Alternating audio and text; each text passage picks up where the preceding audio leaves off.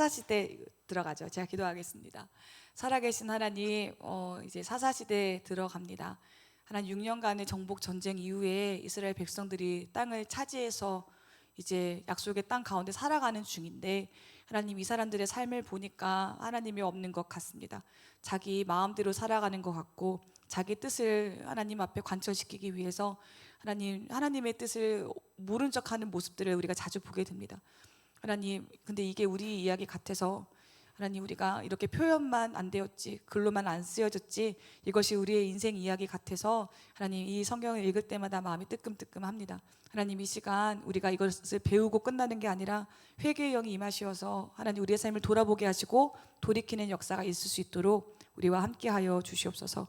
예수님의 이름으로 기도드립니다. 아멘. 네, 우리 사사기를 펴놓으시고 우리 시작해 보도록 하겠습니다. 그 여호수아서에 나오는 그 정복 전쟁의 기간은 6년이에요. 6년 동안 전쟁을 치렀던 것이고, 이제 6년 이후에 땅을 다 정복하지 않았는데, 이제 정복 전쟁은 여호수아가 끝나면서 이제 기사는 끝이 납니다. 그렇게 하고 이제 나머지 땅들은 너네가 직접 알아서 차지해라, 정복해라라고 미션을 남기고 이제 여호수아가 죽게 되는 거죠.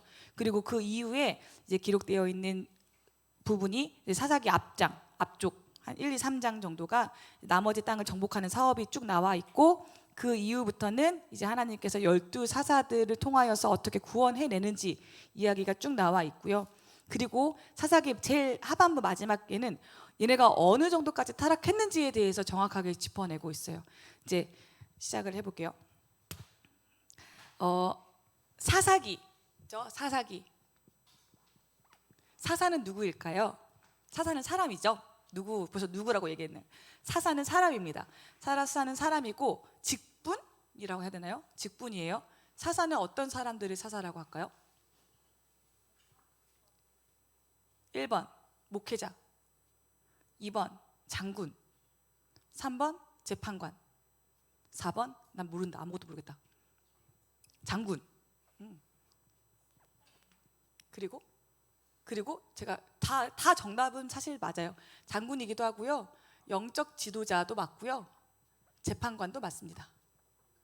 그런데 사사라는 이름의 가장 정확한 뜻은 재판관이에요. 이게 뭔가 문제를 가지고 나왔을 때 네가 옳고 이거는 그르고 이거를 판단해주는 사람이 사사들인데, 사실은 이 사사들이 쭉 열거되는데 한 사람의 사사 빼고는 다 장군의 역할이 더 커요. 장군, 전쟁을 치러주는 사람, 전쟁을 치러줘서 그쪽 미디안이든 블레셋이든 그 사람들로부터 건져내 주는 사람이 이제 사사죠. 이거는 뭐 나중에 나오겠지만, 그럼 유일한 한 사사만 재판관 역할을 하거든요. 혹시 성경 읽으면서 누군지 찾으셨어요? 유일해요. 자, 사사기 읽으셨어요? 왜 째려봐요? 읽으셨어요? 안 읽으셨어요? 이렇다고요? 그러면 사사기에는 사사가 몇 명 나올까요? 12명. 오케이, 좋아요. 다행이다. 12명 중에서 한 사람만 재판관의 역할을 하는데, 그 사람이 드보라예요. 그리고 나머지 11명은 대부분 재판하는 모습은 안 나타나고 영적인 지도자의 역할도 못해요. 장군 역할을 많이 합니다. 구원자, 장군의 역할을 많이 해요. 그러면 사사의 가장 두드러지는 특징이 있는데, 왕과 비교했을 때요, 왕과 사사의 공통점은 뭘까요? 왕. 맞아요. 지도자 역할. 맞다. 지도자. 또 사울 왕한테 기름을 부었던 사람은 혹시 누군지 기억하세요? 네, 사무엘. 사무엘이죠. 그러면 사무엘을 통해서 기름을 부어서 왕이 됐어요. 왕은 하나님이 선택하세요. 그렇죠? 사사도 하나님이 선택하세요. 그런데 정말 너무 정확한 차이가 있어요. 이 둘의 엄청난 차이. 왕은 세습이 가능하다, 불가능하다? 가능하다. 근데 사사는 세습이 가능할까요? 아니요. 아들이라고 내 뒤를 이어서 네가 사사가 돼라고 할 수가 없어요. 그게 아예 법이에요. 하나님께서는요, 하나님의 영이 한 사람한테 임하면 얘가 사사가 돼요. 그리고 사사의 일을 끝내요. 이 사람이 죽어요. 그러면 이 밑에 있는 아들이 그럼 내가 사사할래요 라고 할 수가 없어요. 하나님의 영이 또 다른 누군가한테 영이 임하시면 그 사람이 또 사사가 되죠. 그래서 12명의 사사 중에 세습이 된 경우는 아무도 없어요. 광진 목사님 들으셔가지고 아무도 없어요. 아무도 없어요. 거기 왜요, 목사님? 왜 거기 의자? 왜요? 에? 아, 진짜요? 우리 창세기 다시 불러요. 창세기 출애굽기를 다시 불러요. 나만 다 들통날 순 없잖아. 네, 맞아요. 세습이 불가능해요. 그런데 보면은 어떤 사람들은 사사기의 사사가 13명이다라고 얘기하는 경우도 있는데, 왜냐하면 한 사람이 자기 아들한테 자기가 세습한 건 아니지만 이 아들이 내가 사사 될게요, 아빠 내가 사사 될게요 라고 스스로 사사가 되는 경우가 한 차례 있었어요. 이거를 제외하고, 이거 그래서 이 사람 정통적으로는 이 사람 사사 아니다 라고 하긴 하고, 어쨌든 사사는 절대로 세습될 수가 없다. 집착하지 마라, 권력에 집착하지 마라 라고 하나님께서 말씀하시는 거죠. 자, 사사기는 누가 썼을까요? 생각해 본 적 있으세요? 사사기는 누가 썼을까 과연? 생각해 본 적 없죠? 누가 썼을까요? 누구? 정답 맞았어요. 사무엘입니다. 그러게요. 이걸 사무엘. 그러면 우리가 사무엘에 대해서 아는 것들을 다 한 번씩 얘기를 해볼까요? 사무엘은 오케이 해보죠. 한나의 아들. 또 사무엘하면 또 뭐가 있을까요? 하나님의 음성을 들어요. 이걸 조금 더, 그래, 하나님의 음성. 지금 답 얘기할게요. 선지자. 그렇죠. 엘리보다 나아요. 근데 엘리보다 낫다. 그러면 엘리는 뭐였어요? 선지자였어요? 제사장이었어요? 그러면 사무엘도 제사장의 역할을 했어요. 또 뭐가 있을까요? 이 사람의 특징 아는 거. 우리 어린이부 때 배웠던 거. 왕한테 기름 붓죠? 또 뭐가 있을까요? 응? 너 현준이 뭐 얘기한 거 아니야? 나 지혜? 지혜? 지혜롭겠죠, 당연히. 그죠? 지혜 써줘야지. 왜 지혜롭죠? 아멘. 지혜롭죠. 맞아요. 사무엘은 지혜로운 사람 맞았어요. 그리고 하나님의 음성을 듣는 선지자가 맞았고, 그리고 이 사람은 너무 좀 특별하게 제사장의 역할도 했어요. 제가 그때 이거 기억나시죠? 하나님 편에 서가지고 하나님의 얘기를 하는 사람이 선지자면, 사람들의 편에 서가지고 사람들의 얘기를 하나님께 하는 사람이 제사장이다, 이 얘기를 했는데, 이 사무엘은 이 두 개의 역할을 다 감당했던 사람이 맞아요. 제사도 드렸고 선지자 역할을 해서 하나님의 말씀을 선포하고 사울과 다윗을 기름을 붓는 사람들도 했죠. 자, 사무엘은 좀, 이거는 성경을 본 사람들만 봐도 기억이 안 날 텐데, 사무엘의 지파는 무슨 지파인지 혹시 아세요? 지파가 뭔지 아시죠? 12지파 중에 사무엘은 어느 지파 사람이었을까요? 근데 맞아요. 이 반응이 맞아요. 이걸 어떻게 알아? 그쵸? 베냐민, 에브라임 지파예요. 네. 자, 하나 더 해봅시다. 다윗은 누구 지파일까요? 유다. 사울 왕은요? 베냐민. 네. 그러면 우리가 연역으로 내려왔지만 귀납적으로 올라가 보면 사사기의 저자의 단서들을 찾기 시작하는데, 그 단서들 중에 하나가 뭐냐면, 에브라임 지파가 그렇게 중요한 지파가 아니었어요. 왜냐면 왕의 지파도 아니었고. 그런데 굳이 에브라임의 이야기가 사사기에 꽤 많이 나와요. 자기가 속한 거니까. 그리고 히브리 사람들이 자기가 성경을 쓸 때 유독 자기 이름을 빼요. 그러니까 예레미야서에서는요, 예레미야라는 이름을 찾을 수가 없어요. 그리고 요한복음에서는 요한이라는 자기 이름을 안 넣죠. 예수께서 사랑하시던 제자. 그리고 요한이라는 이름을 쓰면 그건 세례 요한이에요. 왜냐하면 그게 약간 겸손이고, 겸손을 가장한 자기 드러냄이에요. 성경에서 자기 이름을 일부러 빼요. 성경에서 누가복음, 사도행전에서도 누가라는 이름을 잘 쓰지 않아요. 그냥 기록자로만 남아 있어요. 그러면 사사기에서도 사무엘이 자기 이름을 쓰지 않거든요. 그런데 자기가 속한 에브라임 지파 이야기는 써요. 은근히 나타내는 거죠. 그리고 보시면 사무엘은 처음에는 사울한테 기름을 부었어요. 그러니까 사울이 하나님이 선택한 왕이셨고, 이 사울 왕이 사무엘과 같이 사이가 좋았던 때가 있었어요. 그런데 어느 순간 사울이 배신을 하죠. 하나님 앞에 제사를 자기가 드림으로써 사이가 틀어지면서 하나님이 이 사무엘 보고 다윗한테 찾아가서 기름을 부어라고 말씀을 하신단 말이죠. 아세요? 이 이야기는 아시죠? 그래서 사울이 미친 듯이 다윗을 질투해가지고 잡아 죽이려고 하는 게 그런 관계 때문이었잖아요. 그런데 보세요. 사무엘의 입장을 생각해 봅시다. 사울 왕이 미쳤어요. 이제 다윗을 막 잡아 죽이려고 그래. 막 쫓아다녀. 정말 미치광이가 됐어. 그런데 하나님이 이 사울 왕이 죽고 난 다음에 다윗한테 찾아가서 왕이 되라고 기름 부으라고 말씀하시지 않고, 이 미치광이 왕이 살아있는 그 중에 너는 몰래 이새의 집에 가서 다윗 왕한테 다윗에게 기름을 부어라 라고 얘기를 해요. 이 이야기를 들었을 때 사무엘이 순종해야 되잖아요.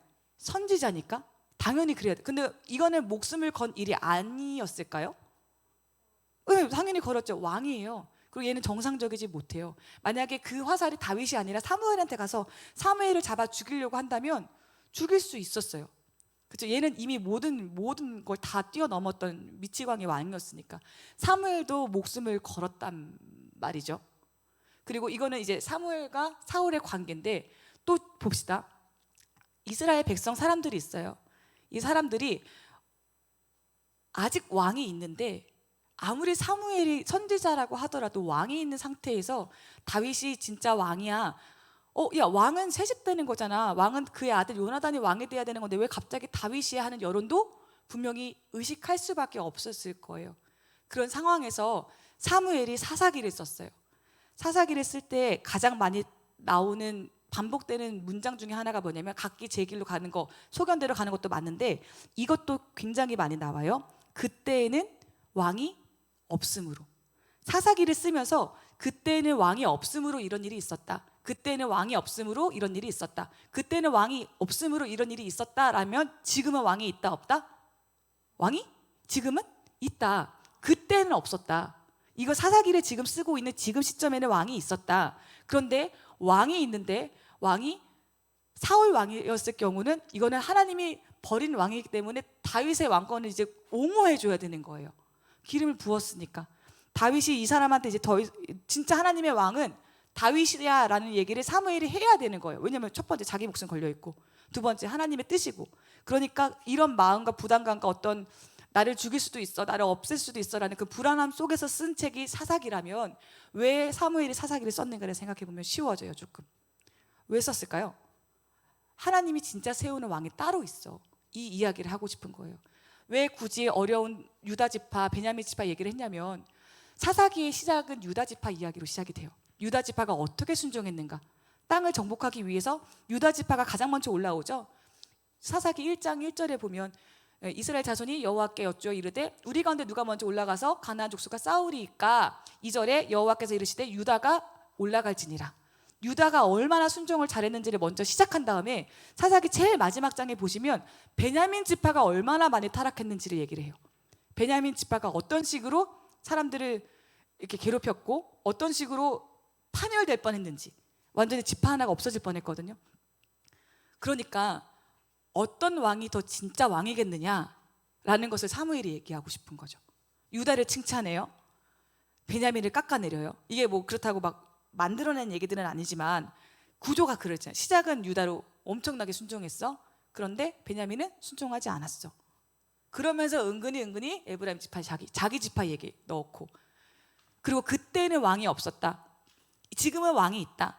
그런데 진짜 왕은 어떤 왕이어야 하는가를 사사기 곳곳에 숨겨놨던 거예요. 그러니까 왜 썼냐? 사사기를 쓴 이유는 다윗의 왕권을 옹호하기 위해서. 진짜 하나님이 원하시는 왕은 사울이 아니라 다윗이야 라는 이야기를 하기 위해서 이 사사기를 썼다라고 보실 수가 있습니다. 네. 그리고 그죠? 사무엘은 까딱하면 사울 왕한테 찍혀서 죽을 뻔했어요. 그런데 살아나죠.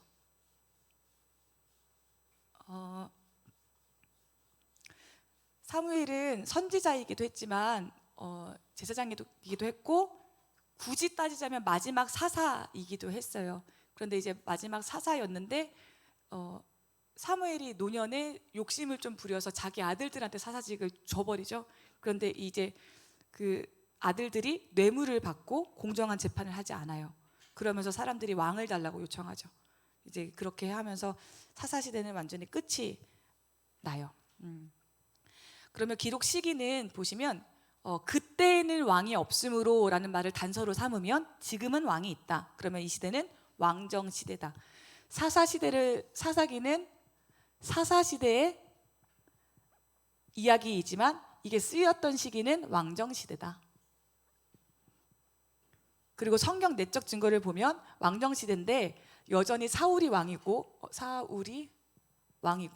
다윗은 아직 왕이 되지 않았을 때 썼을 거예요. 그리고 이거는 조금 심한데 예를 들어서 여기 게셀 땅에 아직 가나안 족속이 거하고 있다라는 기록이라든지 여부스 족속이 아직 예루살렘 땅에 거하고 있다라든지라는 말이 있는 거 보면 아직 다 쫓아내지 않았을 때거든요. 그러니까 아직 다윗 때 와서 이게 다 쫓아져요.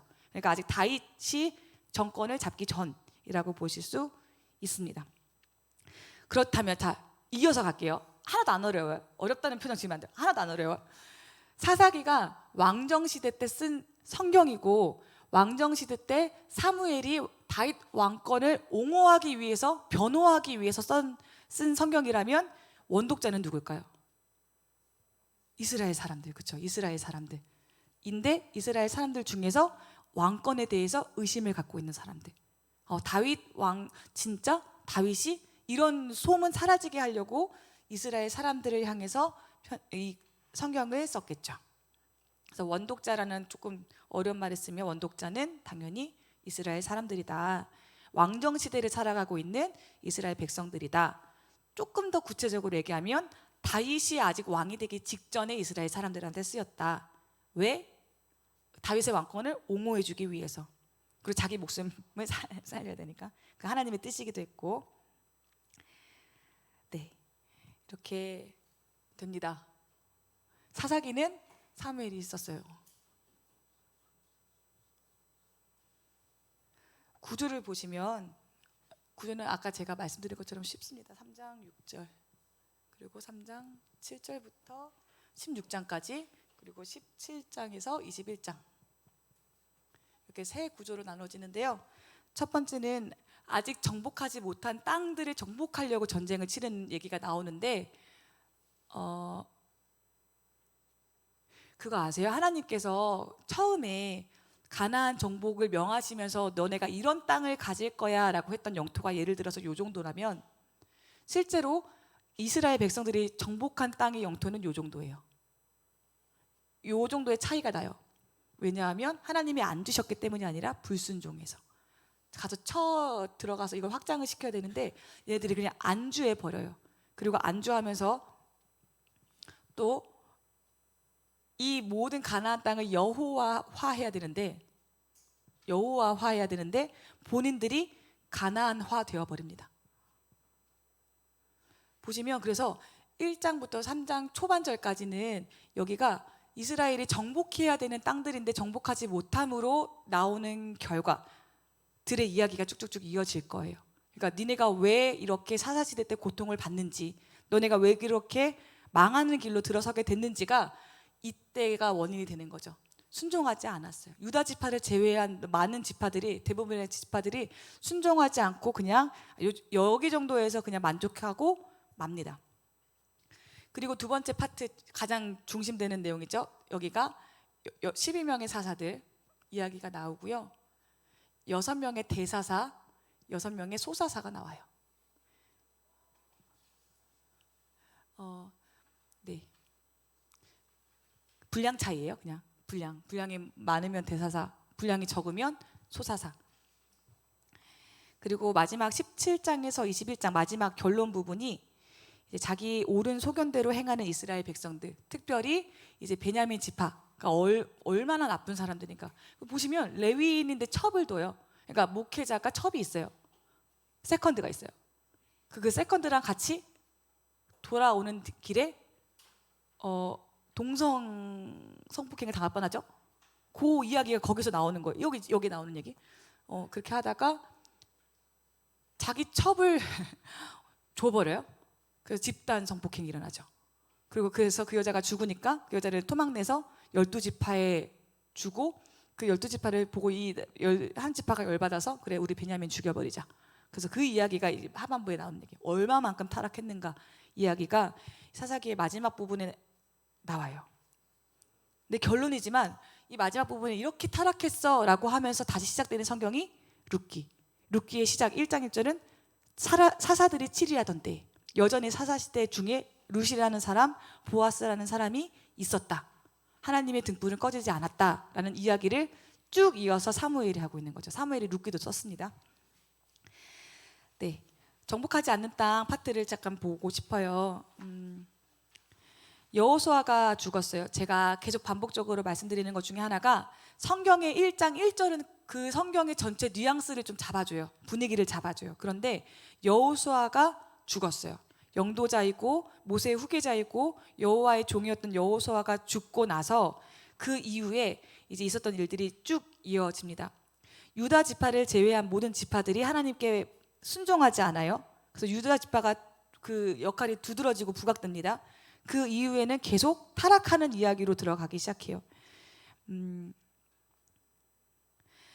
1장 19절 유다 지파를 어떻게 높이냐면 여호와께서 유다와 함께 계셨으므로 그가 산지 주민을 쫓아내었으나 나 골짜기의 주민들은 철병거가 있으므로 그들을 쫓아내지 못하였으며 유다 지파도 완수하지 못했네요. 그렇죠? 유다 지파조차도 완수하지 못했지만 어쨌든 유다 지파가 제일 잘했다. 이 정도는 정말 잘했다라는 평가를 받고요. 이 이후에는 이 이스라엘 백성들이 가나안 족속들을 쫓아내지 않는 이유에 대해서 설명하는데 어떤 설명이 있냐면 이 사람들을 다 죽여버리고 쫓아내버리지 못했던 이유 중에 하나가 뭐냐면 이 사람들을 노역으로 쓰려고, 부역으로 쓰려고. 이 사람들을 죽이면 이거 노동력이 없어지는 거니까 아까우니까 얘네들을 그냥 내 노예로 삼아야지라고 삼아버려요. 그래서 혼인도 일어나고요. 그렇죠? 그렇게 하면서 타락하기 시작하죠. 그래서 완전한 순종을 벗어나기 시작하고 타락의 길로 들어갑니다. 탐욕의 결과였어요. 그리고 또 한 가지는 제가 지난번에 말씀드렸던 것처럼 가나안 땅은 농경 문화였잖아요. 농경에서 가장 중요한 거는 날씨. 그 중에서도 중요한 게 비. 근데 비를 주관하는 신이 바알.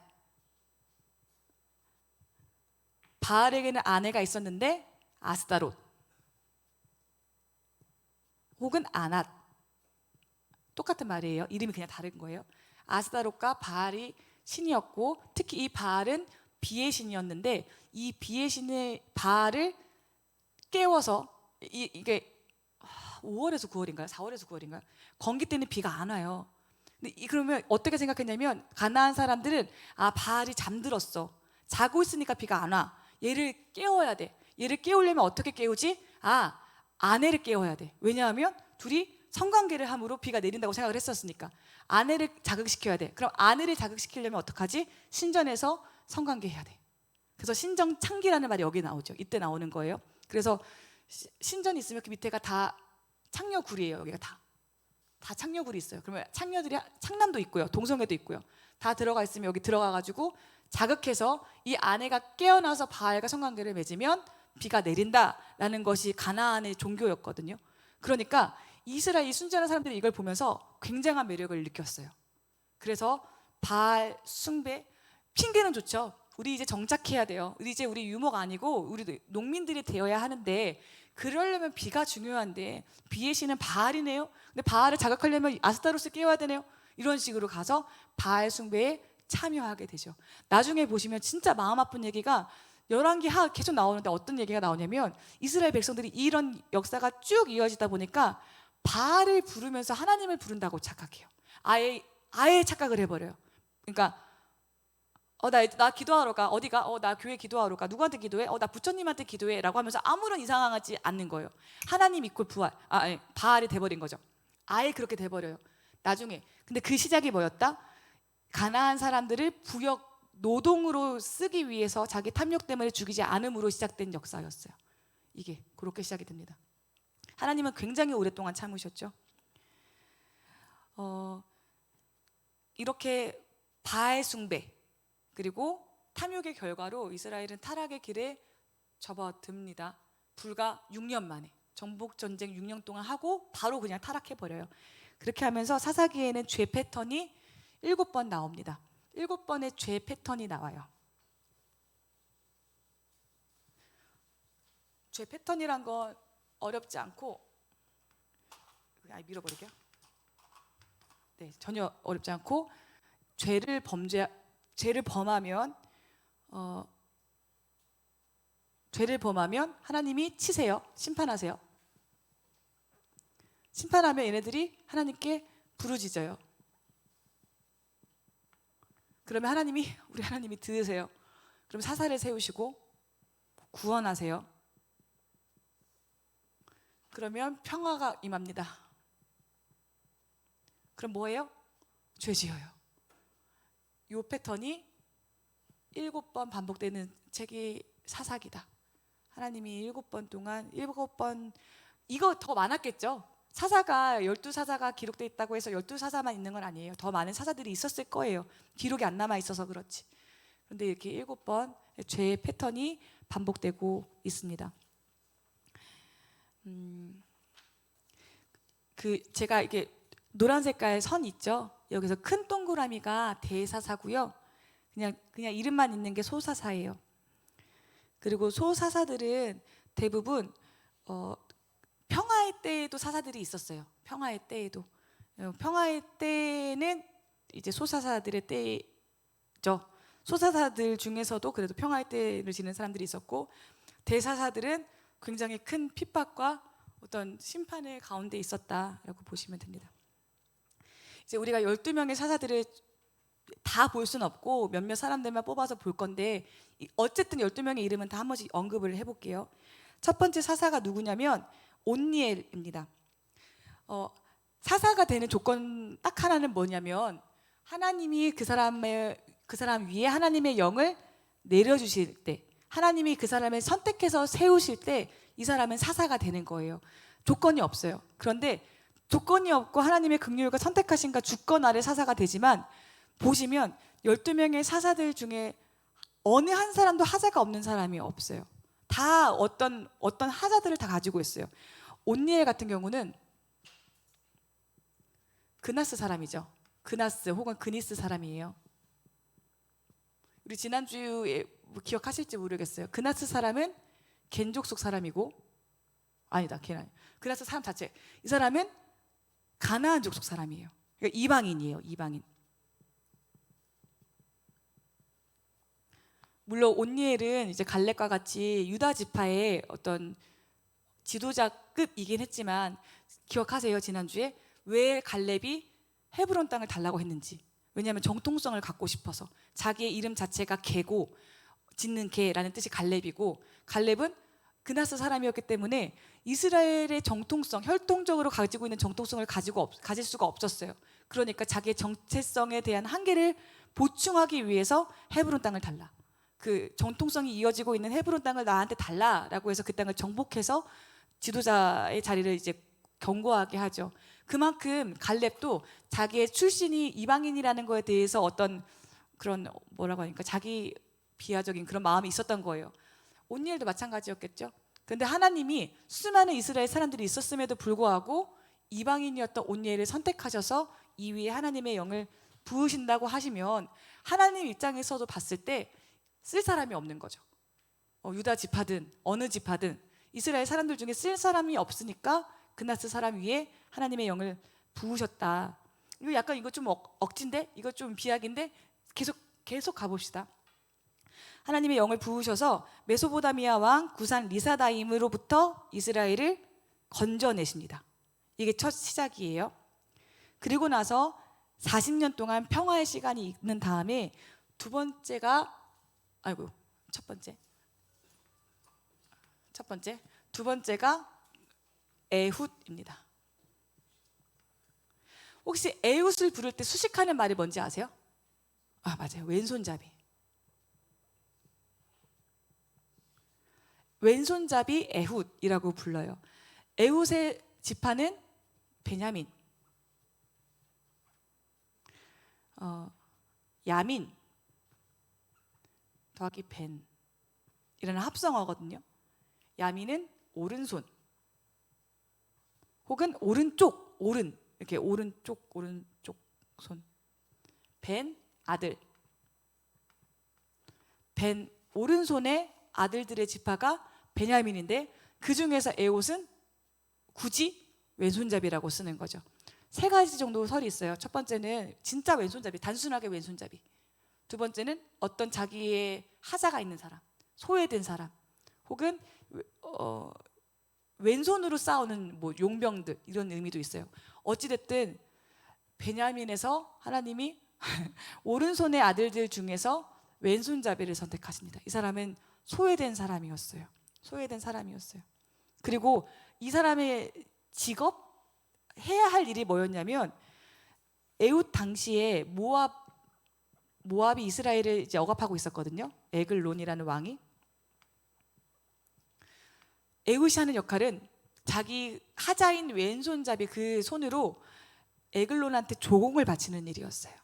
그러니까 비참하죠? 되게 비참해요. 우리가 일본의 압제를 받고 있을 때 일본한테 뭔가를 갖다 바치는 역할이 에훗이 하는 역할이었어요. 그런데 이 에훗을 하나님이 또 선택하세요. 수많은 오른손잡이들이 있었을 텐데 에훗을 선택하셔서 이 에훗에게 하나님의 영을 부으셨고 이 에훗은 왼손으로, 자기의 약점인 왼손으로 오른쪽 허벅지에 숨겨져 있던 칼을 꺼내서 한 규빗, 여기가 규빗이에요. 여기가 저는 짧나? 한 45cm 한 규빗의 칼을 꺼내서 에글론을 찔러서 죽입니다. 네. 그런데 에훗이 썼던 방법은 뭐냐면 왕이 뭘 불러? 임금님, 왕님, 임금님, 제가 긴히 드릴 말씀이 있습니다 라고 접근을 해요. 그러니까 거짓말하는 거예요. 그래서 그래, 얘는 뭘 기대했을까요? 조공을 더 바치는 거? 뭐 그런 걸 기대했겠죠. 그러니까 그래, 들어가자, 우리 서늘한 뭐 다락방으로 올라가서 얘기하자 라고 했을 때 에훗이 둘이 있다가 귓속말 하는 것처럼 가까이 가서 자기 오른쪽에 있는 칼을 꺼내서 왼손으로 에글론을 찔러서 죽입니다. 조금 상세하게 기록되어 있어요. 에글론은 비대한 사람이었대요. 그래서 그 칼이 지방에 엉겨서 뽑히지 않았더라. 에훗이 에글론이 엎어져 있는 그 자리에 문을 닫고 도망가고 사람들은 이 사람이 지금 용변을 보고 있는가 보다 그렇게 생각해서 안 들어갔던 거죠. 발을 가리운다라는 뜻이 뭐냐면 이게 약간 이렇게 유연하게 얘기하는 거거든요. 발을 가리웠다. 용변을 보고 있는 중이다. 그러니까 어떻게 들어가요? 한참을 또 안 나오니까 이상해서 문을 따고 들어가 보니까 사망이 있었다. 그 이야기가 에훗입니다. 자, 온니엘은 이방인이었어요. 에훗은 왼손잡이였어요. 왼손잡이 뭐가 어때서? 오른손의 아들들의 틈에서 왼손잡이였어요. 그러니까 하나님은 계속 이런 식으로 사람을 선택하기 시작해요. 세 번째가 삼갈이거든요. 이 사람은 더 기가 막히죠. 삼갈은 소사사긴 해서 이게 한 절 나와 있잖아요. 3장 31절 한 장밖에 안 나와 있을 거예요. 제가 읽어볼게요. 에훗 후에는 아낫의 아들 삼갈이 있어 소모는 막대기로 블레셋 사람 600명을 죽였고 그도 이스라엘을 구원하였더라. 삼갈이 수식하는 말은 아낫의 아들. 그렇죠? 아까 제가 말씀드렸어요. 아낫은 아스다롯의 다른 이름이다. 부처의 딸, 권미림. 그저 종교 뭐겠어요? 불교겠죠? 우상숭배 집안이었어요. 그것도 아스다롯을 섬기고 그 아스다롯의 아들이라는 이름을 받을 정도로 어머니가 이름이 아스다롯이었는지 아니면 우상숭배를 하고 있는 집안을 표현하는 표현이었는지 모르겠지만 아낫의 아들 삼갈을 하나님이 선택하시죠. 이방인 선택하시고 소외된 사람 선택하시고 이번엔 사람이 얼마나 없으셨는지 아예 우상숭배자를 선택하십니다. 그리고 블레셋의 압제에서 이스라엘 백성들을 건져내시죠. 그 다음에 이어지는 사사가 네 번째 사사 드보라인데 드보라는 여성이에요. 이 시대의 여성은 죄송하지만 인간이 아니었죠. 여성은 사람이 아니었어요. 그런데 드보라를 사사로 쓰신다. 이방인, 소외된 사람, 우상숭배자, 그 다음에 여성. 그러니까 하나님의 마음을 아시죠? 물론 하나님 긍휼도 많으시고 사랑도 많으시다라고 해석할 수도 있고 그것도 맞는 해석이고, 동시에 다른 해석은 그만큼 사람이 없었다. 그래서 드보라가 이제 네 번째 사사로 일어납니다. 가나안 왕 야빈을 대적하죠. 20년 동안 압제를 받고 있었는데 사사 드보라가 등장하면서 이제 전쟁이 시작됩니다. 드보라는 그래도 그나마 어떤 자기가 선택할 수 없는 약점을 가지고 있는 사람이었지만 유일하게 하나님을 찬양하는 사사예요. 유일하게. 모든 사사는 타락하고 모든 사사는 어떤 하나님의 일에 대해서 찬송하는 기사가 전혀 없는데 드보라는 드보라의 노래가 기록되어 있습니다. 그리고 또 유일하게 재판관의 역할을 했던 사사가 드보라다. 드보라는 재판관 역할을 했던 사사고 여성의 몸을 가지고 있었기 때문에 전쟁터에 직접 나가지는 않아요. 앞에 3명의 사사는 직접 싸워서 이겨서 승리를 가져왔다면 사사 드보라는 군대 장관급 되는 바락이라는 사람을 통해서 전쟁을 나가게 합니다. 가나안 왕 야빈이 철병거가 900개를 가지고 있었다라고 나와 있거든요. 철병거 900개는, 철병거는 당시 어떤 공격 무기였냐면 적군을 향해서 돌진하는 거 아니고 도망가는 적진을 향해서 쫓아가서 죽이는 역할이었대요. 그러니까 도망가면 이게 뒤에서 다 이렇게 죽여버리는, 그만큼 강했다는 거죠. 앞에서는 아예 공격 못하고 도망가면 쫓아가서 죽이는 그런 잔인한 왕이 야빈 왕이었어요. 드보라한테는 바락이 있었고요. 이 야빈 왕, 900개의 철병거를 가지고 있는 야빈 왕에게는 시스라가 있었어요. 그래서 시스라가 이제 이스라엘 백성들을 직접적으로 괴롭히는 사람이 시스라였거든요. 그래서 결국에는 바락과 시스라가 붙죠. 드보라가 보낸 바락과 야빈이 보낸 시스라가 전쟁을 치릅니다. 그런데 이 바락을 보시면 하나님의 말씀을 듣고 드보라가 바락한테 찾아가서 너 이제 전쟁 나가야 돼. 하나님이 너한테 영광을 맡겼어. 네가 영광을 보게 될 거야 라고 말씀하세요. 근데 이 바락이 약간 조금 마음이 쫄렸나 봐요. 그래서 뭐라고 얘기하냐면 당신이 나와 같이 가지 않으면 난 안 가겠습니다 라고 얘기를 해요. 그런데 두 가지 해석이 가능해요. 첫 번째 해석은 바락이 드보라의 말을 믿지 않았다. 드보라의 어떤 권위를 인정하지 않았다. 그러니까 너 그 말이 사실이면은 나랑 같이 나가. 이렇게도 해석이 가능하고, 두 번째 해석은 겁쟁이였다. 그러니까 하나님이 자기와 함께 하신다는 확신이 없었기 때문에 여성인 드보라의 이름 뜻은 꿀벌이에요. 너무 귀엽죠? 꿀벌 같이 가야 돼. 이렇게 얘기를 하는 거죠. 그 드보라가 그래 알았어 내가 같이 가줄게. 대신에 하나님이 너를 통해서 시스라를 죽이려고 했는데 그 영광이 여인의 손에 넘어갔어 라고 얘기를 하세요. 네가 그냥 한 번에 순종했으면 하나님이 너를 통해서 큰 일을 이루어내셨을 텐데 너 한 번 의심했으니까 다른 여인을 통해서 시스라가 죽게 될 거야. 여기까지만 읽으면 드보라가 죽이겠구나 라고 생각하는데 아니에요. 다른 전혀 생각하지 못했던 야엘이라는 어떤 여자가 등장하면서 야엘이 시스라를 죽입니다. 그게 기억나시죠? 바락이 막 쫓아요. 철병거가 막 도망가고 시스라가 이제 망했어요. 시스라가 막 도망가다가 헤벨의 아내 야엘을 만나게 돼요. 그리고 야엘한테 가가지고 나 너무 피곤해. 나 전쟁 너무 힘들어. 나 좀 쉬게 해줘 라고 얘기를 하죠.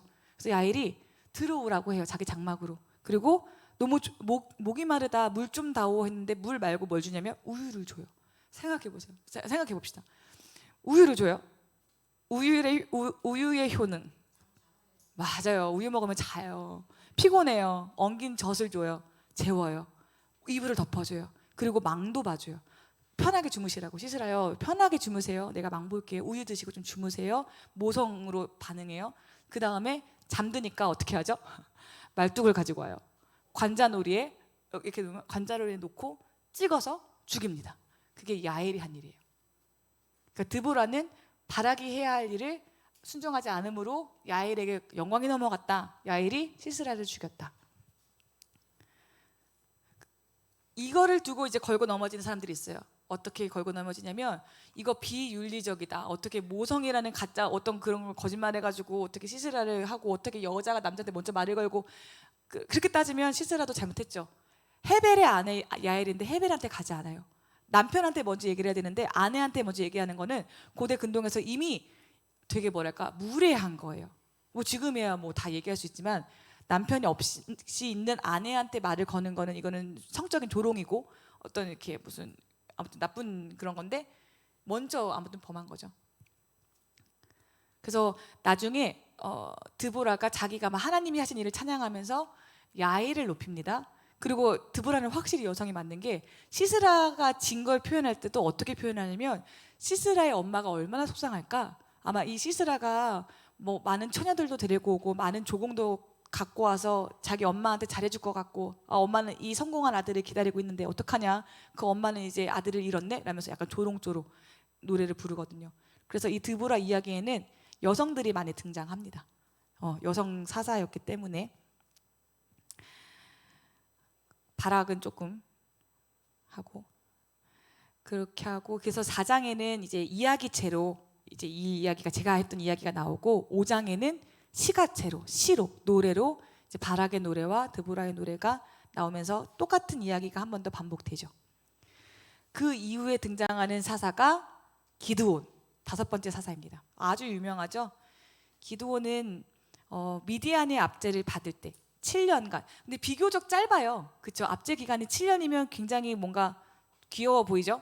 그런데 이 미디안이 되게 치밀하고 치사하게 괴롭히기 시작해요. 어떻게 괴롭히냐면 이스라엘이 이제 씨앗을 뿌릴 때 소를 풀어요. 그 씨앗을 먹게 해요.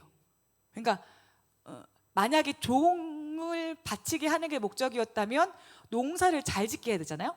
당연히 많이 거둬야 되니까. 근데 그게 아니라 아예 파종하지 못하게, 아예 씨를 심지 못하게 밭을 다 엉클어뜨리고요. 그리고 그나마도 자라게 하면 다시 소를 풀어요, 밭에. 그래서 그 소들이 모든 밀과 보리를 먹게 만듭니다. 그러면서 조공 바쳐라. 그러니까 이건 그냥 심보가 나쁜 거죠. 그냥 괴롭히는 거예요. 그냥 약자를 자기 마음대로 괴롭히고 즐거워하는 게 미디안이었어요.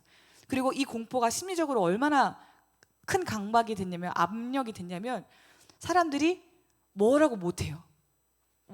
당연히 뭐 됐고 당연히 못하는 거고, 그나마도 이게 타작을 할 때, 타작이 뭡니까? 그 씨앗 털 때 뭐 이게 뭐 할 때 그때 포도주 틀에 숨어서 한다고 얘기가 나와 있죠. 기드온이 포도주 틀에 숨어서, 포도주 틀은 그렇게 큰 곳이 아니에요. 밀을 이렇게 까불러야 되는데 조그만 곳에 들어가서 숨어가지고 까부른다. 포도주 틀은 바위가 있으면 이 바위를 깎아서 요런 식으로 만들었대요. 그래서 여기서 포도를 밟으면 여기 또 깎아가지고 여기 포도주가 저장될 수 있게. 그러니까 여기에 사람이 숨어서 밀을 까부르고 있는 거니까. 우리 하나님 너무 재밌으신 게 이거 하고 있을 때 나타나세요. 나와서 집에 있을 때, 잘 때, 뭐 예배 드릴 때 이때가 아니라 숨어가지고 타작하고 있을 때 너 큰 용사여 라고 부르시는 게 하나님이시죠. 미디안은 치사했고 기드온은 겁쟁이였습니다. 그럴 수밖에 없는 상황이었고, 게다가 이 기드온의 아버지는 바알을 섬기는 사람이었어요. 바알을 위해서 제단을 만들고 아세라 목상, 그죠? 석상 말고 목상을 만들어서 이제 섬기게 하는 우상 숭배자였습니다. 그런데 그런 기드온을 찾아가셔서 큰 용사여라고 부르시죠. 그리고 이 기드온을 통해서 하나님께서 큰 구원을 이루어 내십니다. 뭐 이 이야기는 많이 들으셨고 또 많은 설교로도 나오는 거니까 자세하게 보지 않겠지만, 이 기드온은 점차적으로 강해져요. 처음에 부르심을 받았을 때는 하나님 저 못해요, 저 할 수 없어요 이렇게 얘기하다가 하나님이 계속 야 너 그래도 한번 해봐봐, 그래도 너 할 수 있어 하니까 그러면 증거를 좀 보여달라고 얘기하죠. 그래서 어떤 증거를 보이냐면 너 빨리 가서 고기랑 국이랑 갖고 와, 내가 증거 보여줄게. 고기랑 국을 갖고 오니까 하나님이 야 그 국을 고기 위에 부어봐, 촉촉하게 만들어봐. 부어서 하나님이 그 위에다 불을 내려주시죠. 그래서 젖어 있는 고기에 불이 떨어져서 이제 번제로 드려지는 걸 보면서 하나님이 너와 함께 하시는 거구나라는 것을 확인하고, 그 다음에 기드온이 억지로 울며 겨자 먹기로 했던 순종이 뭐였냐면 아세라 목상을 찍어서 그 아세라 목상을 번제 나무로 사용하는 거. 불태워 버려서 이제 번제로 사용하는 일을 하죠. 그 다음에 또 하나님께서 이제 기드온을 불러가지고 너 이번에는 이제 전쟁 나가야 돼, 너 이거 잘했어, 너 너무너무 잘했어 라고 했을 때도 기드온이 표징을 구하는 게 뭐냐면 양털이 있고 양털 바깥에 이슬이 내렸다가 그 다음날에는 양털만 이슬이 내렸다가 아주 난리를 칩니다, 아주 혼자서. 근데 우리 하나님께서 그거 다 들어주세요. 그래 그렇게 하자 다 보여주시고 나서 그 다음에 기드온이 그래 하나님 나와 함께 하시는구나라는 것을 확인한 이후에 전쟁에 나가죠. 그리고 승리합니다. 그 다음에 또 세 번째 하나님이 기드온을 부르실 때는 기드온이 아무런 표징도 구하지 않아요. 뭐 양털 얘기도 안 하고요, 국 얘기도 안 하고요. 그냥 하나님 말씀하시면 내가 순종하겠습니다 라고 딱 순종하고 바로 거침없이 나가서 전쟁에서 이기고 돌아옵니다. 그러니까 기드온 한 사람의 인생을 보면 이거 성장기예요. 성장 드라마예요. 처음에 포도주 틀에서 300용사까지 어떻게 순종하고 성장했는가가 기드온 이야기인데, 이렇게 해서 끝났으면 기드온은 완전 진짜 최고예요. 정말 최고의 왕 정도로 엄청난 사람으로 끝났을 텐데, 와, 이 우상 숭배자였던 기드온이 아빠한테 엄마한테 배웠던 그 짓을 나중에 해버립니다. 미디안으로부터 이제 다 이겼어요. 모든 것을 다 이겼어. 그 다음에 사람들이 이 기드온을 막 찬양하는 거예요. 와, 우리는 역시 당신은 최고입니다. 당신은 우리의 왕이 되어 주셔야 됩니다. 막 얘기해요. 그런데 이 기드온이 정신 차리고 아유, 나는 왕 안 해요. 하나님은 사사를 세우실 때 세습하지 말라고 하셨잖아요. 나는 왕 안 해요. 나는 권력 필요 없어요. 그런데 저 금덩어리 예쁘네요. 이렇게 얘기를 해요. 초승달 저거 예쁘네요. 저거 좀 나한테 주세요 라고 얘기해요. 그러니까 사람들이 와, 저 사람 너무 겸손해. 저 사람은 정말 최고의 군사 지도자인데 겸손하기까지 다 드릴게요, 다 드릴게요, 다 드릴게요 해가지고 모든 초승달 금을 다 가지고 와서 녹여서 만든 게 에봇. 에봇은 뭐냐면 제사장의 옷이에요. 제사장의 약간 베스트 같은 옷을 만들고 그것을 음란하게 섬기기 시작하더라. 무슨 말이냐면 우상 숭배했다. 그러니까 엄마 아빠한테 배웠던 그것을 그냥 털어버리고 안 해야 되는데 에봇을 만들어서 그것을 음란하게 섬기게 했다. 그러니까 우상 숭배의 대상, 금송아지와 같죠. 금송아지도 금 모아가지고 송아지 만든 다음에 그 하나님이다라고 섬기고 권력을 잡았잖아요. 똑같은 짓을 기드온이 합니다.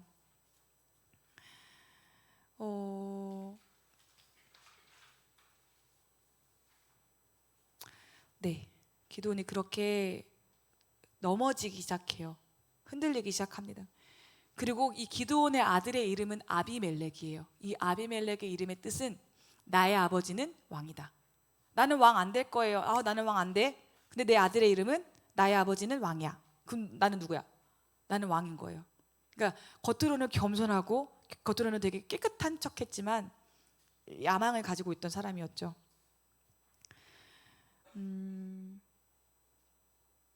네. 그리고 70명의 아들이 기드온한테 있었는데 한 사람이 70명을 낳을 수는 없어요. 아무리 그쵸? 말이 안 되죠. 무슨 말이에요? 아내가 많았다. 아내를 많이 두고 있었고 심지어 첩도 두고 있었어요. 왜냐하면 아비멜렉의 엄마는 세겜 여인이라고 나와 있는데 첩이인데 창녀거든요. 세겜 여인 첩을 두고 그 아들이 아비멜렉인데 아비멜렉의 이름의 뜻은 내 아버지는 왕이다. 그럼 다 가진 거예요. 아내도 많이 가지고 있었고 이방 여인을 아내로도 맞이했고 우상 숭배도 했고, 그리고 성경을 자세히 보시면 알겠지만 기드온이요 되게 사사로운 자기의 복수를 되게 잔인하게 자기 동족들한테 해요. 되게 잔인하게 자기 동족들을 죽입니다. 그러니까 기드온이 만약에 그냥 300용사로 끝났으면 완벽한 사사인데 엄청나게 타락을 하기 시작합니다.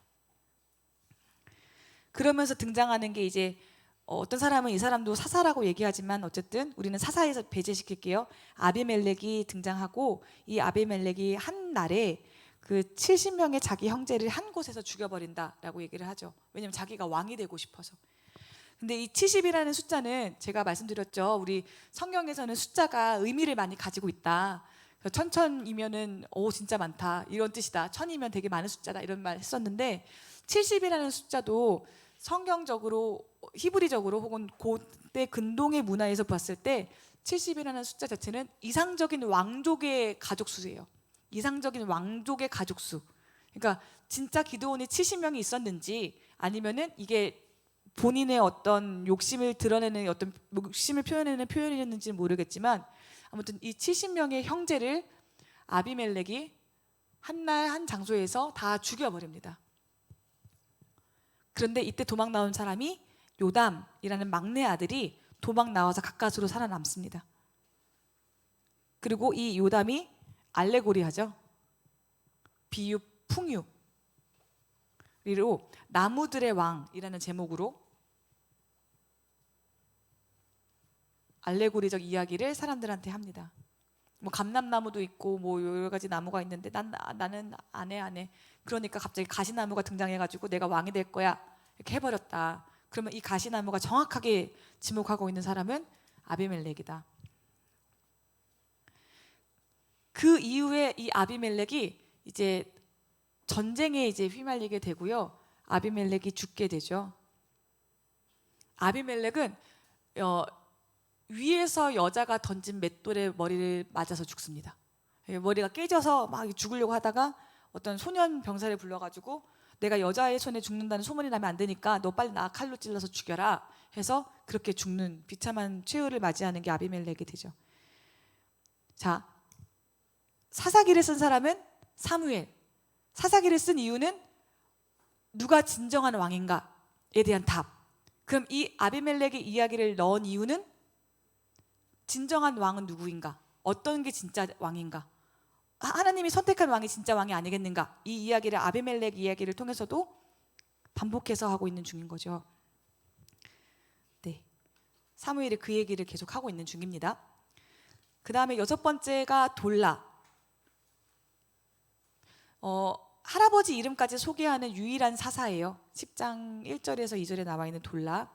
그러니까 할아버지와 아버지의 이름까지 얘기하는 사사라면 아마 이 사람은 되게 좋은 집안의 사람이었을 것이다 라고 볼 수가 있겠죠.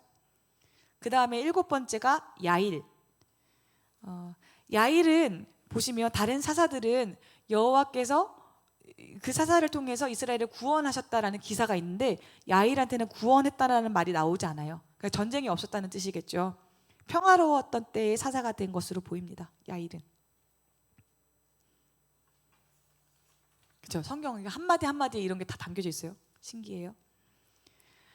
그리고 나서 등장하는 게 이제 8번째 사사 입다인데 그 입다는 입다를 기준으로 이스라엘이 굉장히 급속도로 타락하기 시작해요. 입다는 블레셋과 암몬으로부터 압제를 받았던 때에 일어났던 사사인데요. 입다는 동네 깡패와 같은 존재였어요. 입다가 출생 배경이 첩의 아들이었어요. 일단 첩의 아들인데 그 첩도 가나안 여인이었어요. 가나안 여인인데 그냥 또 여인이 아니라 가나안 창녀의 아들이 이제 입다였어요. 그러니까 입다의 아내의 아들들, 입다 아니죠. 입다의 아버지의 아들들이 이 입다를 봤을 때 싫은 거예요. 그러니까 너 왕따를 계속 시켰겠죠. 왕따를 계속 시키니까 이 입다가 저쪽 변방으로 물러가고 거기에서 불량배들의 우두머리가 됩니다. 건달들의 우두머리가 돼요. 그렇게 자기 신분 때문에 그렇게 밀려나서 살아가게 됩니다. 그런데 이제 이스라엘 백성들 중에 그래도 입다가 힘이 셌나 봐요. 그렇죠? 입다가 생각난 거 보니까 이스라엘 백성들이 이제 블레셋과 암몬의 압제가 너무 심하니까 누구를 찾아야 되는가, 누구를 우리의 왕에게 사사로 세워야 되는가 고민하다가 입다가 생각난 거죠. 그리고 입다한테 가가지고 또 우리를 위해서 좀 싸워줘라라고 이야기를 하는데 입다가 그렇게 관심이 없어요. 어차피 니네가 나 버렸고 나는 너네가 싫고 나는 어차피 불량배들의 머리가 됐는데 내가 얻을 게 뭐가 있냐? 나 안 해. 이렇게 시큰둥하다가요. 갑자기 이 사람들이 이거 안 되겠다. 하나 더 얹어야 되겠다라는 마음을 먹고 이스라엘 백성들이 이렇게 조건을 겁니다. 네가 만약에 우리를 구원해주면 내가 너를 이스라엘의 우두머리로 삼을게. 그러니까 이 입다가 그래 그건 좋아 라고 오케이를 하죠.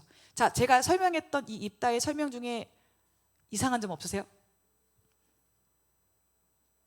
완벽해요? 사사는 누가 세워요? 하나님. 근데 입다는 사람들이. 여기는 하나님의 얘기가 없어요. 하나님의 영이 입다에게 부어지고 입다가 구원자로 일어나서 싸워서 이겨서 우두머리가 됐다라는 이야기 없습니다. 이스라엘 백성들이 스스로 생각하기에 입다야 하고 입다도 하나님께 여쭤봤다는 얘기 없어요. 그냥 자기가 오케이 나 왕 삼아준다고? 그래 내가 할게. 그래서 싸우러 갑니다. 근데 진짜 셌나 봐요. 이겨요. 다 이기고 돌아오는데 입다가 제가 이거 초반부에 설명드렸던 것 같아요. 입다는 길르앗 지파 사람이거든요.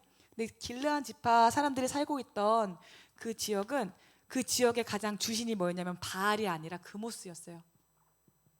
그모스 이퀄 몰렉.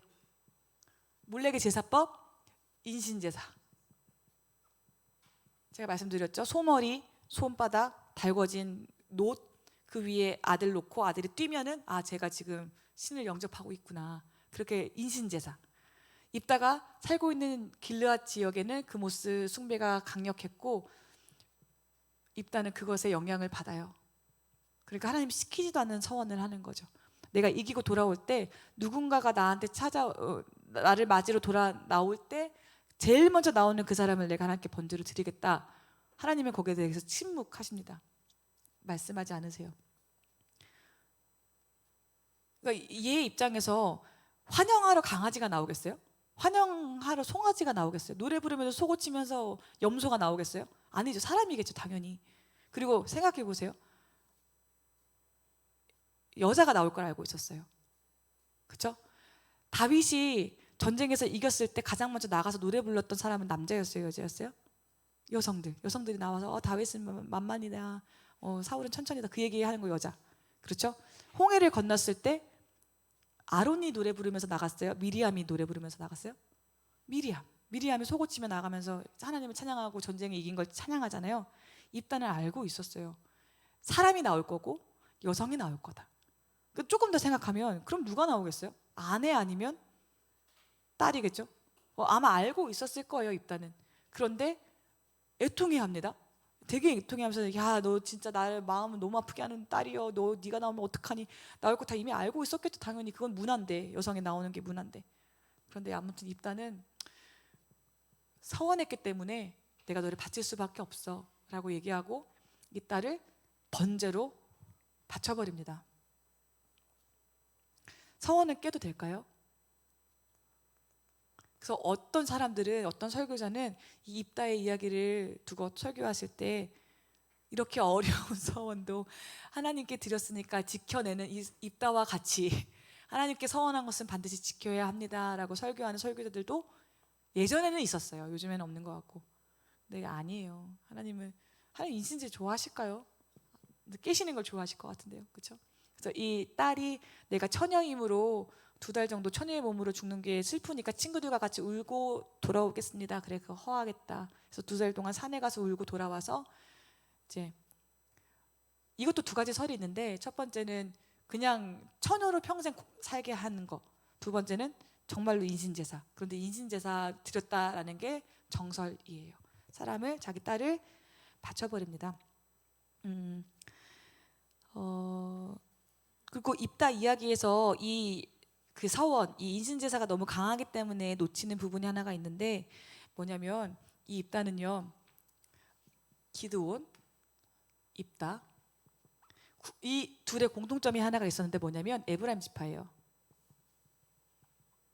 이 에브라임 지파가 기드온이 미디안을 대적해서 큰 승리를 이루어서 돌아왔을 때 갑자기 이 에브라임 지파가 딱 등장하더니 기드온한테 시비를 겁니다. 뭐라고 시비를 거냐면, 야, 너 왜 우리 빼고 전쟁했어? 야, 그렇게 우리 있었으면 너네 더 쉽게 이겼잖아. 니네끼리 영광 차지하려고 너네 지금 나 이렇게 빼먹은 거잖아 하고 말도 안 되는 시비를 걸어요. 그럴 때 이 기드온이 에브라임 지파한테 보였던 반응은 뭐냐면, 아이고, 니네가 참아, 미안해 내가 깜빡했다. 야, 니네 포도가 훨씬 맛있잖아. 우리 지역에서 나는 만물 포도보다 니네 지역에서 나는 끝물 포도가 훨씬 맛있잖아. 너네 진짜 최고인데 미안해, 다음에는 안 할게 하면서 화친을 맺어요. 그래서 얘네가 그럼 그렇지, 우리가 뭐 최고지 하면서 달래져서 돌아가요. 그런데 이때 그 승리를 맛본 에브라임이 입다한테 똑같은 짓을 합니다. 입다한테 가가지고, 야, 너 나 빼고 지금 싸워가지고 이겼어? 니네 어떻게 그럴 수가 있어? 니네 영광 혼자 차지하려고? 근데 입다는 불량배들의 우두머리예요. 이 사람은 호락호락하지 않았어요. 그래서 에브라임을 아주 크게 칩니다. 복수를 해버려요. 니네가 열받았잖아요. 이미 딸도 다 바치고 상황이 그러니까. 그래서 에브라임의 거의 반 죽여놓죠. 기드온에서 입다로 넘어가면서 입다라는 한 사람을 통해서 이스라엘이 얼마만큼 빠른 속도로 타락하고 있는지도 드러나는 대목인 거예요. 보세요. 처음에는 대적자가 바깥에 있어요. 근데 점점 대적자가 안으로 들어와요. 길르앗 대 에브라임 지파, 나중에는 맨 마지막에는 베냐민 대 열한 지파, 그렇게까지 가죠. 자멸하는 그림이 입다로부터 시작된다라는 것을 볼 수가 있어요. 4만 2천 명이 살해됐고 굉장히 잔인한 동족 상잔이었다.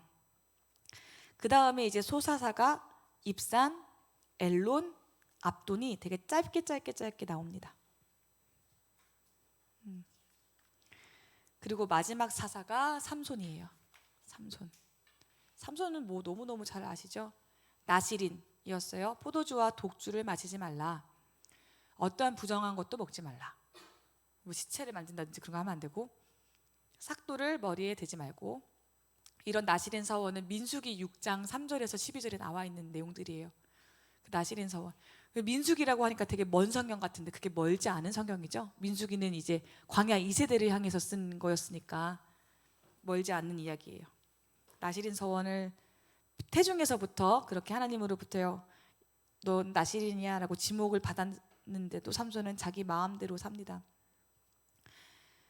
자기 마음대로 살고 자기 마음대로 여자를 취하고 자기 마음대로 하나님이 주신 능력으로 자기의 어떤 사욕을 채우기 위해서 살았던 사람이 삼손.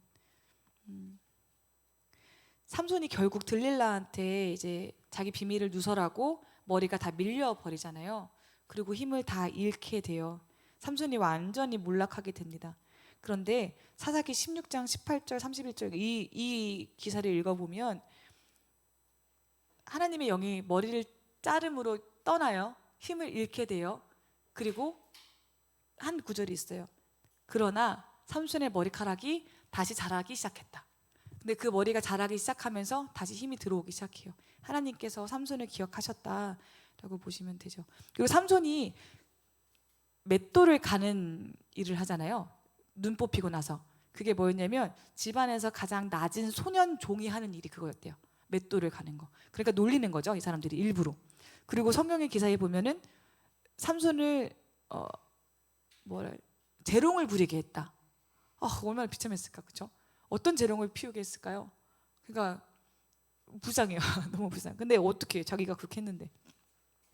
재롱도 부리고 맷돌도 돌리고 하는데, 그러나 머리가 자라기 시작했다라는 기사를 통해서 하나님이 그를 기억하셨고, 삼손이 살아있을 때 죽였던 사람들보다 죽으면서 죽였던 블레셋 사람들의 수가 훨씬 더 많았다라는 것을 우리가 성경을 통해서 볼 수가 있습니다. 지금 굉장히 빠르게 12사사 다 했어요. 그렇죠? 12사사 다 했고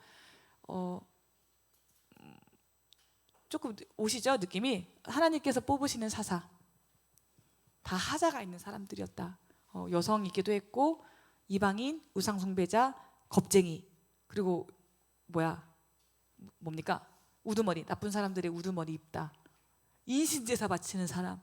삼손은 뭐 완전 망나니였고요. 그런 사람들의 사사를 뽑았다. 그리고 사사의 정도가 점점 내려간다. 그리고 나서 이제 마지막 세 번째 부분이 사사기 17장에서 21장이잖아요.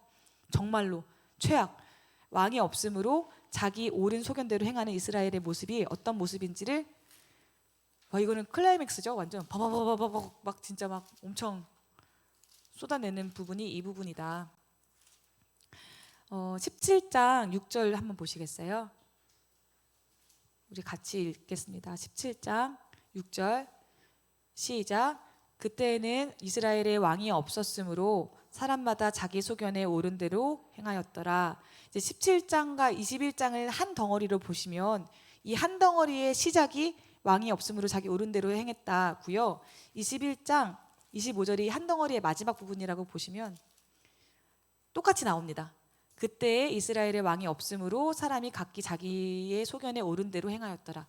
제가 그 히브리 문학 기법 중에 하나는 인클루지오고 하나는 샌드위치인데, 인클루지오는 A, A-B, B-C, C-D. 그럼 중요한 건 D다. 이 얘기, 이게 인클루지오. 샌드위치는 A와 B가 있고 A가 A-가 있고 B1, B2, B3가 있는 거예요. 똑같은 게. 그래서 그러면 샌드위치에서 중요한 건 A다. 인클루지오에서 중요한 건 D다. 그런데 지금 17장에서 21장까지는 샌드위치거든요. 그럼 중요한 건 그때 왕이 없음으로가 중요한 게 된 거예요. 이때는 왕이 있다가 되는 거고 하나님이 세우신 왕이 중요하다. 그래서 A와 A 똑같이 반복되는 이스라엘의 왕이 없으므로 사람마다 자기 의견에 옳은 대로 행하였더라라는 똑같은 A와 A 다시의 사이에 있는 B들이 뭐냐면 첫 번째가 미가라는 사람이 등장하고 미가 한 사람이 개인 제사장을 고용하는 이야기. 자기 집에 신상을 세워놓고 그 신상을 섬길 제사장을 뽑는 이야기. 레위 사람이 고용되죠. 개인적인 타락이에요.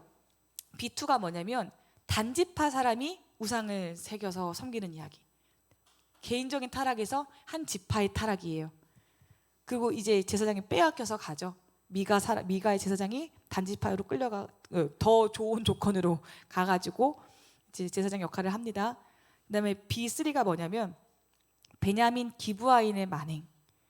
여기서 나오는 이야기는 레위인이 자기 첩이 삐져가지고 도망갔는데 그 첩이 살고 있는 친정집에 가서 같이 있다가 데리고 돌아오는 길에 있었던 이야기. 그러면서 이제 윤리적인 타락, 레위인이 첩이 있다는 것도 타락, 첩이 행음해서 쫓아나거든요.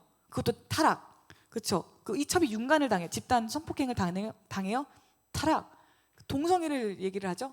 당연히 타락. 그 다음에 이 윤간을 당하고 이 죽은 이 여자가 토막 12조각으로 토막이 내서 지파한테 가는 거. 완전 상식 밖의 비윤리적인 일들. 이 이야기가 갑자기 파바바박 나오는 게 B3. 그리고 그거에 대해서 결과로 B4가 뭐냐면 지파 간의 내전. 베냐민 대 이스라엘. 그리고 그래서 거의 베냐민 지파가 없어질 뻔해요. 거의 다 없어져요. 완전 자멸이, 크게 보면 자멸이고 지파들이 너무 많은 공격을 해가지고 이 베냐민 지파가 죽게 된 상황 속에서 그나마 야 이러다가 진짜 죽겠는데 다 때리고 진짜 죽겠는데 그래도 살려야 되겠는데 근데 걔네들이 맹세를 한 게 뭐냐면 절대로 베냐민 지파와 결혼하지 않겠다라는 맹세도 해버려요. 그러니까 그럼 우리 딸들을 줄 수 없으니까 그러면 훔쳐오게 하자. 실로에 있는 여자들을 어떤 행사가 있을 때 행사 여자들은 막 이렇게 축제 즐기러 나왔을 때 그때 여자를 잡아서 온 거죠. 납치한 거죠.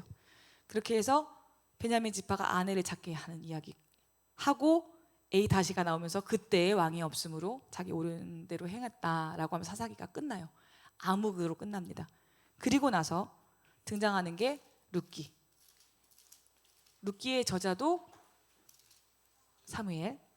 룻기 1장 1절 사사들이 치리하던 때에 이렇게 시작합니다. 사사기 때 완전 망한 이야기를 쭉 하고 마지막에 그리고 생각해 보세요.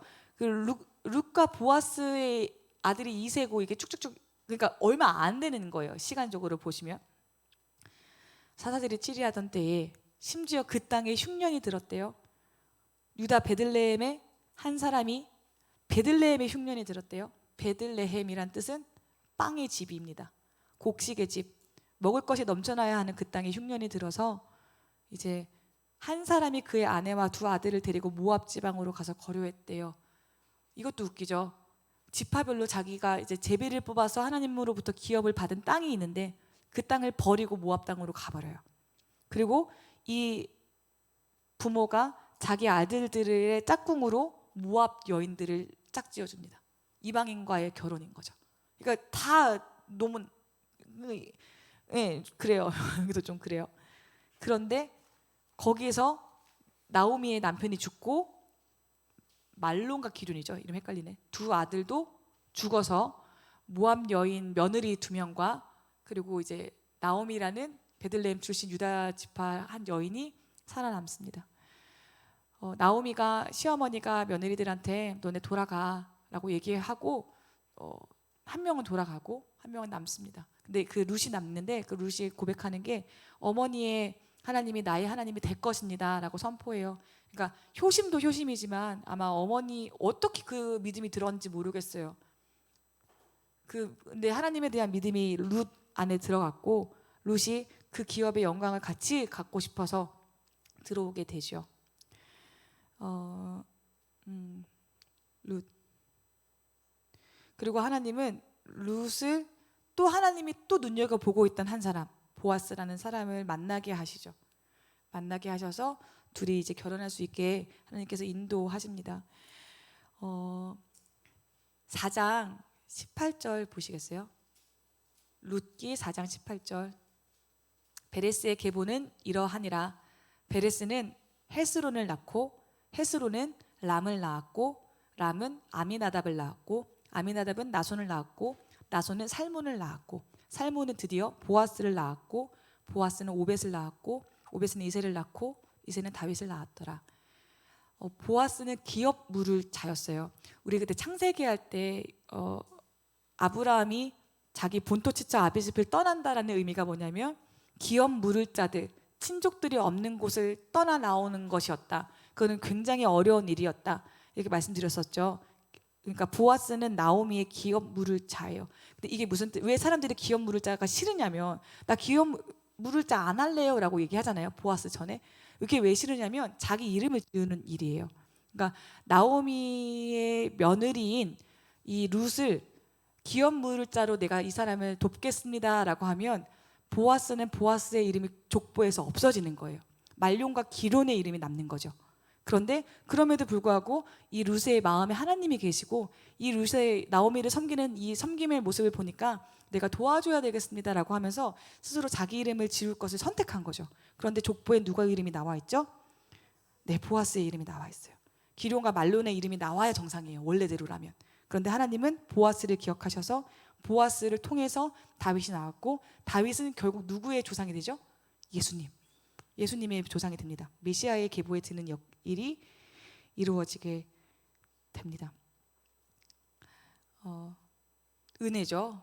계보 자체가 너무너무 은혜예요. 그래서 어떤 분들은 계보만 연구하세요. 얼마나 큰 은혜가 있는가 이런 생각 하시면서 할 얘기도 많고 말론이 아니라 보아스가 들어가는 것으로 이제 룻기가 끝나고요. 그러면서 나오는 다음 내용이 사무엘상, 이제 드디어 왕정 시대로 들어가는 이야기가 이어지게 됩니다. 하나님은 그러니까 그쵸, 성경학자들 그리고 이지용 목사님도 그러시고 성경 시대 중에서 가장 타락한 시대, 지금 이 시대보다 더 타락한 시대가 사사시대라고 얘기를 해요. 지금은 아직 사사시대까지 가지 않았다. 사사시대만큼 어두웠던 시절은 없었다라고 말씀을 하거든요. 그만큼 타락한 시대가 사사시대인데 그 사사시대 가운데 어떻게 누굴 찾냐 하다가 뭐 다 찾다가 그래도 하나님의 마음이 가는 사람 두 사람은 있었던 거잖아요. 룻이랑 보아스. 사사시대 때. 사사는 아니었지만 옛날에 박보영 목사님이 그런 얘기 많이 해주셨어요. 종들한테. 지금은 기도 안 하는 세대야.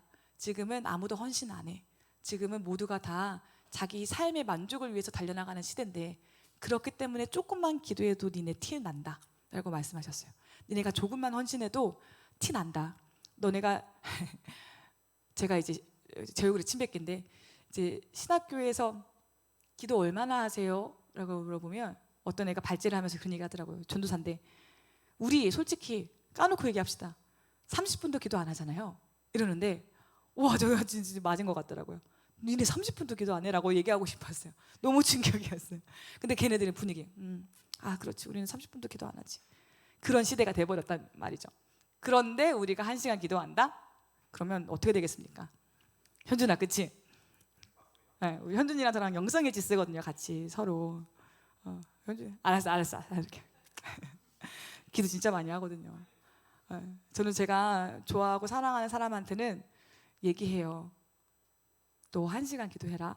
그리고 제가 진짜 아끼는 사람들이 있으면 야 너 5만 원 있냐? 이렇게 물어봐요. 5만 원 있는데요? 그러면 5만 원 갖고 와. 그러면 같이 모아요 돈을. 그다음에 그걸로 헌금해요. 왜냐면 그 정도의 헌신이 없는 시대니까. 그러니까 우리 공동체 안에서만 살기 때문에 다 이렇게 사는 줄 아시죠? 아니요. 다른 교회는 그런 거 없어요. 근데 그렇게 하는 이유 아주 작은 헌신이라도 하나님 기억하시는 시대가 이 시대이기 때문에 기회의 시대에 살고 있는 중이거든요. 그러니까 기도하세요. 1시간 이상 하세요. 임채영 목사님 그러셨어요. 1시간은 돌파하는 시간. 그 다음부터 카운트하는 시간.